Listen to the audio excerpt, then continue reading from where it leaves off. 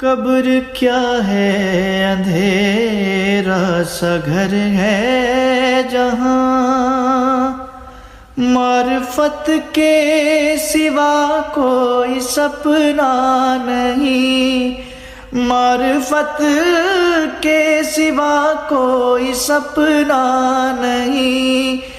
वो बहुत ही अंधेरी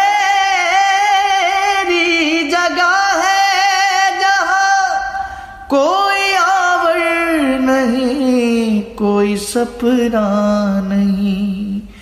तुमसे मिलने लहद में अली आएंगे, तुमसे मिलने लहद में अली आएंगे। बोलो तन्हाई में और क्या चाहिए।